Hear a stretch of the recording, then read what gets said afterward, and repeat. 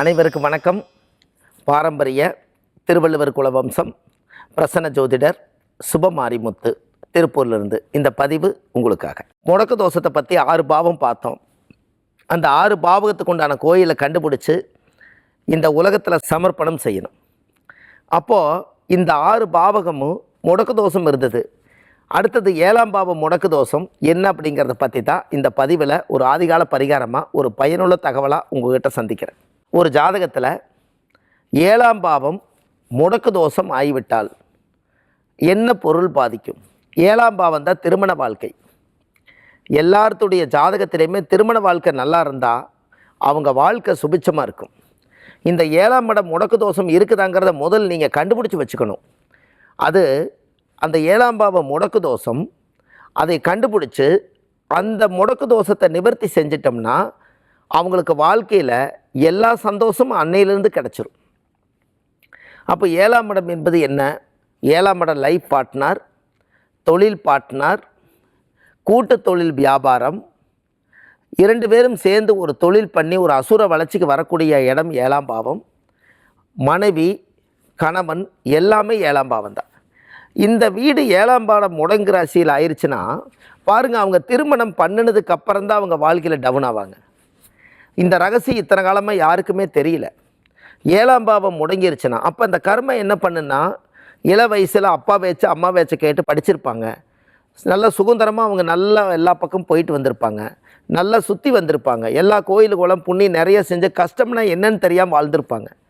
ஆனால் என்றைக்கு அவங்க கல்யாணம் பண்ணுறாங்களோ அன்னையிலேருந்து பிரச்சனை ஸ்டார்ட் ஆயிடும்.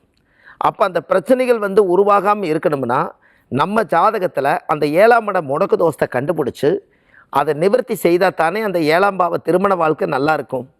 நீங்கள் ஒரு கூட்டு தொழில் செய்கிறீங்க, இந்த 7ஆம் பாவம் முடக்கு தோஷம் இருக்கிறவங்களுக்கு நல்லா பாருங்கள், 2வது குழந்தை பிறந்ததுக்கு அப்புறம் தான் லைஃப்பில் பிரச்சனையே வரும். ஏன்னா 5ஆம் இடம் தான் முதல் குழந்தை, 5ஆம் இடத்துக்கு 3ஆம் இடம் 5, 6, 7, 7ஆம் பாவம் முடக்க இருக்கிறனால அதுக்கு இளைய பசங்கள் ஆணாக இருந்தாலும் சரி பெண்ணாக இருந்தாலும் சரி 2வது குழந்தை பிறந்ததுக்கு அப்புறம் தான் 7ஆம் இடம் முடக்கு தோஷமே அவங்க லைஃப்பில் பாதிப்பு. ஆனால் அந்த பாதிப்பை உடைக்க முடியும், அந்த கர்மாவை குறைக்க முடியும். அந்த கோயிலுக்கு நீங்கள் போயிட்டு வந்தீங்கன்னா அந்த பிரச்சனை தானாக சால்வ் ஆகும். பாருங்கள், இதெல்லாமே தனியாக ஒரு சப்ஜெக்டே ஒரு நாளைக்கு, இந்த கோவில் சம்மந்தப்பட்டதெல்லாம் ஒரு நாளைக்கு இந்த பதிவில் உங்களுக்கு நிறைய கொடுக்குறேன்.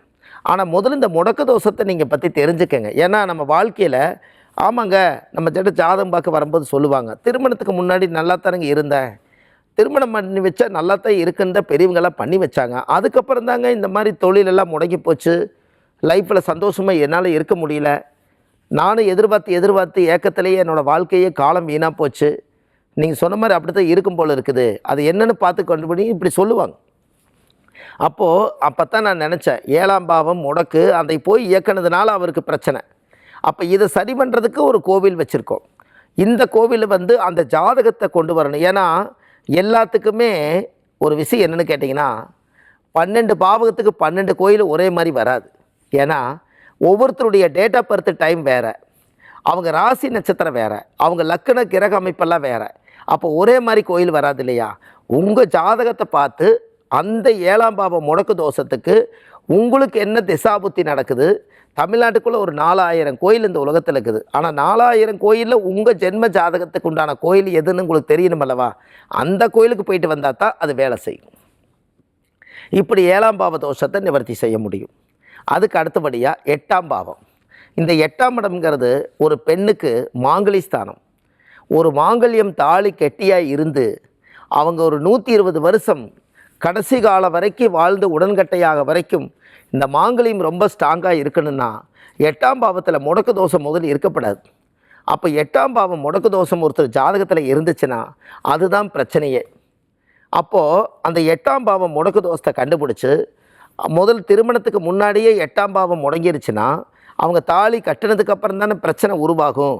அப்போது திருமணத்துக்கு முன்னாடியே அதை கண்டுபிடிச்சி ஒரு அந்த கோயிலுக்கு போயிட்டு வந்தாச்சுன்னா அவங்க மாங்கலி தோஷம் இல்லாமல் அவங்க சுத்தமாக வாழுவாங்க. ஒருவேளை எனக்கு தெரியலைங்க, இந்த மாதிரி நான் கல்யாணமே முடிஞ்சிருச்சு, அதுக்கப்புறம் எனக்கு இந்த பிரச்சனை வருது, இதை குறைக்கிறதுக்கு என்ன ஆதிகால பரிகாரம்னு கேட்டால், அந்த 8ஆம் பாவம் முடக்கு தோஷம் யாராவதுக்கு மாங்கல்ய தோஷம் இருந்தால் அந்த மாங்கல்யத்தை நம்ம ஒரு மஞ்சள் கொம்பு எடுத்து நம்மளே கழுத்தில் கட்டிட்டு அந்த தாலி எல்லாத்தையும் மொத்தமாக எல்லாத்தையும் கொண்டு வந்து கையில் வச்சு புது சரணில் கோர்த்து அதே கணவர் அதே மனைவி, நீங்கள் கணவன் மனைவியே அதே கணவர் அதே மனைவியாக இருந்து ஒரு நல்ல முகூர்த்த நாள் பார்த்து ஒரு அக்கியோம் வளர்த்தி ஒரு ஓம அக்னி சாட்சியை வளர்த்தி அந்த அதே மனைவிக்கு அதே கணவர் கட்டி விட்டாச்சுன்னா அந்த மாங்கல்யம் இறங்கி ஏறினதுனால அந்த 8ஆம் பாவம் மாங்கலி தோஷம் முடக்கு தோஷம் நிவர்த்தி ஆகும். அதுக்கப்புறம் அந்த கோவிலை கண்டுபிடிச்சி நீங்கள் அந்த கோயிலுக்கு போயிட்டு வந்தாச்சுன்னா அதுக்கப்புறம் சுமங்கலியாக இருக்கிறவங்களுக்கு எந்த தோஷம் வராது. இது 8ஆம் பாவம் முடக்கு. அடுத்தது 9ஆம் பாவம் முடக்கு தோஷம். 9ன்னு யார்? நம்மளை பெற்ற அப்பா தான் 9. 9ஆம் இட தகப்பன், தானம், தர்மம், புண்ணியம், கோயில், பூஜை, புனஸ்டானம், இது எல்லாமே 9ஆம் பாவம் தான். அப்போ இந்த 9ஆம் பாவத்தில் இருக்கக்கூடிய பொருள் என்ன அப்படின்னு கேட்டிங்கன்னா, ஜாதகத்தில் அப்பா செய்ததெல்லாமே பிள்ளைகிட்ட வந்து சேர்றதுக்கு காரணமே 9ஆம் இடம் முடங்கிருச்சுன்னா அப்பா கிட்டேருந்து வரக்கூடிய சொத்து நம்ம கைக்கு வராது. அப்பா என்ன ஒரு பொருளை உருவாக்கி வச்சுக்கிறாரோ அதை நம்ம அனுபவிக்க முடியாது. ஒரு கோயில் தானம் தர்மன்னு கோயிலுக்கு 9ஆம் இடம் முடக்காக இருந்தால் கோயில் தான் முடக்கு. கோயிலுக்கு போயிட்டு வந்ததுக்கப்புறம் பிரச்சனை ஸ்டார்ட் ஆயிரும். அப்போ இந்த 9ஆம் இடம் முடக்க கண்டுபிடிச்சி அந்த தோஷத்தை நிவர்த்தி செஞ்சால் தான் அந்த முடக்கு தோஷம் நிவர்த்தி ஆனதுக்கப்புறம் தான் அந்த ஜாதகம் 9ஆம் பாவம் பிரமாதமாக இருக்குது. அப்போது அதுபோல எல்லாம் இந்த 9ஆம் இடம் முடக்கு தோஷம், இந்த உலகத்துக்கு இந்த முடக்கு தோஷம் கிடச்சது ஒரு பெரிய கிஃப்ட்டு தான். ஏன் அப்படின்னு கேட்டிங்கன்னா, சூரியன் என்ற நட்சத்திரத்துக்கு தான் இந்த ராசி முடங்கி போகும். சூரியன்னா அப்பா, அப்பாவோட உயிர் கரு போய் அம்மா கர்ப்பத்தில் வச்சுதான் ஒரு குழந்தை பிறக்கும். அப்போ கரு உருவாகும் போதே கருமா உருவாகுது. அப்பா கொடுத்த உயிர்லேருந்து உருவானதை நம்ம அந்த தோஷத்தை வெளியேற்றியாச்சுனால் உங்களுடைய ஜாதகத்தில் பிறக்கும்போது என்ன யோகத்தை கொண்டு வந்தீங்களோ அது இந்த உலகத்துக்கு சிறப்பாக இருக்குது. இப்படி செய்யறதுக்கு ஒரு அற்புதமான ஒரு யோகம் வந்து ஜாதகத்தில் இருக்குது. அடுத்தது 10ஆம் பாவம். இந்த 10ஆம் இடம் என்பது என்ன அப்படின்னா தொழில்ஸ்தானம். 10ங்கிறது ஜீவனம், 10ங்கிறது நிரந்தர வருமானம். நம்ம ஜாதகத்தில் தொழிலோட அந்தஸ்தை பார்க்குற இடம் 10. இந்த ஜாதகத்தில் 10ஆம் பாவம் ஒரு ஜாதகத்தில் முடக்கு தோஷம் ஆயிருச்சுன்னா அந்த 10ஆம் இடத்துல இருக்கக்கூடிய அந்த முடக்கு நம்ம ஜாதகத்தில் தொழிலை முதல்ல அது லாக் பண்ணி வச்சிடும். அந்த தொழில் நம்ம என்ன இன்வெஸ்ட்மெண்ட் போட்டு நம்ம என்ன கடவுளை கும்பிட்டாலும் அந்த 10ஆம் பாவம் முடக்கு தோஷத்துலேருந்து மீண்டு வர முடியாது. ஆனால் அந்த 10ஆம் பாவத்தினுடைய தோஷத்தை கண்டுபிடிச்சி எந்த கோயிலுக்கு போய் அந்த 10ஆம் பாவத்துக்கு முடக்கு தோஷம் நிவர்த்தி செய்யணுமோ அதை போய் செய்துட்டு வந்துட்டா அதுக்கப்புறம் அந்த தொழில் அசுர வளர்ச்சிக்கு வரும். இதெல்லாம் பாருங்கள். இந்த 10ஆம் இடம்ங்கிறது ஒரு மனிதருக்கு வந்து தொழில் நல்லா இருந்துட்டாலே அவருக்கு அந்தஸ்து, பேர், புகழ் எல்லாம் வந்து சேர்ந்துடும். ஒரு சில பேர்த்துடைய ஜாதகத்தில் 10ஆம் பாவத்தில் முடக்கு தோஷம் இருக்கும். நம்ம ஜாதகத்தை பார்த்துருவோம். நம்ம ஜாதகத்தை பார்த்தோன்னே உங்களுக்கு 10ஆம் பாவம் முடக்குங்க, தொழிலில் ரொம்ப சரிவில் இருக்கிறீங்களான்னு கேட்டால் ஆமாங்க, அதுக்காகத்தான் நான் ஜாதகம் பார்க்கவே வந்தேன். இது ரொம்ப ஆச்சரியமாக இருக்குது. 12 பாவகத்தில் எனக்கு வாழ்க்கை பற்றி சொல்லலை, குழந்தை பற்றி சொல்லலை, எதிர்காலத்தை பற்றி கரெக்டாக 10ஆம் பாவம் தொழிலை மட்டுமே இவ்வளோ கரெக்டாக சொல்கிறீங்களா, அப்படித்தான் அது இருக்கான்னு கேட்பாங்க.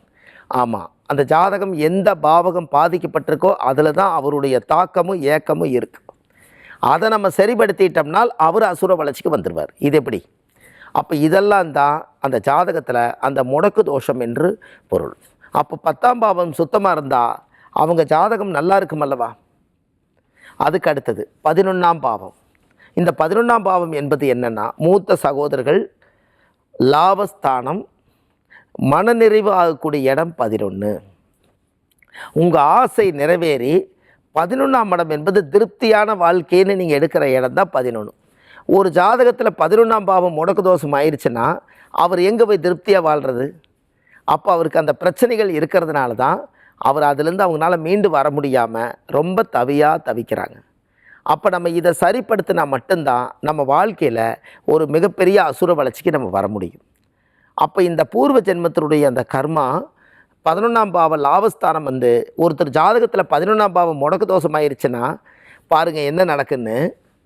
அவருக்கு தொழிலில் இன்வெஸ்ட்மெண்ட்டு நிறையா போட்டுருவார், அன்றாடு சம்பாதிப்பார், எல்லாம் பண்ணுவார். கடைசியில் லாபம் மட்டும் வராது. போட்ட போதலுக்கு அப்படியே வருதுங்க, எல்லாத்துக்கும் நான் சம்பளம் கொடுத்துட்றேன், வர்றது அப்படியே வேலை செஞ்சவங்களுக்கு சரியாக போச்சு, ஆனால் லாபம் மட்டும் எனக்கு வரலைங்க. ஏன் அப்படின்னா அவருக்கு 11 முடக்கா இருந்தால் அந்த லாபம் மட்டும் அதுவும் முடங்கிடும். அப்போது அவருக்கு தெரியல. ஆனால் அந்த கோயிலுக்கு போயிட்டு வந்தால் அந்த தாக்கம் குறைஞ்சு அவருக்கு ஒரு பங்கு லாபம் வரும். அவர் தொழில் செய்கிறதுக்கு ஒரு இன்ட்ரெஸ்ட் இருக்கும் அல்லவா. இப்படியெல்லாம் 11ஆம் பாவத்தில் லாபஸ்தானம் திருப்தி ஸ்தானம்ங்கிறது தான் 11. இது நல்லா இருக்கணும் அல்லவா. அதுக்கு அடுத்தது 12ஆம் பாவம். இந்த 12ஆம் பாவம் என்பது என்னென்னா, அந்த 12ஆம் பாவங்கிறது ஒரு ஜாதகத்தில் கட்டில் சுகம், தாம்பத்திய வாழ்க்கை, மனநிறைவான இடம், நிம்மதியான தூக்கம் 12. இந்த 12 பாவகத்தில் 12ஆம் பாவத்தில் முடக்கம் இருந்தால் நிம்மதியான தூக்கம் இருக்காது, கணவன் மனைவிக்குள்ள ஒற்றுமை இருக்காது, ஒரு விரயத்திலேயே வாழ்க்கை ஓடிக்கிட்டு இருக்கும். இது எல்லாம் சரி பண்ணுறக்கு அந்த கோயிலுக்கு போயிட்டு வந்தால் அந்த 12ஆம் பாவம் சரியாயிட்டா நிம்மதியாக அவர் வாழுவார், நிம்மதியாக தூங்குவார். இப்படி ஜாதகத்தில் முடக்கு தோஷத்தை பற்றி 12 பாவகத்துக்கும் உங்களுக்கு இந்த பதிவு நான் கொடுத்துருக்கேன். உங்கள் ஜாதகத்தில் எந்த வீட்டில் முடக்கு இருக்குதுன்னு உங்களுக்கு தெரியலேன்னா அந்த ஜாதகத்தை நம்ம ஆன்லைன்லேயே ஜாதகம் பார்க்குறோம். இந்த புத்தகம் ஆதிகால பரிகார புத்தகத்தை இந்த உலகத்துக்கு சமர்ப்பணம் பண்ணியிருக்கேன்.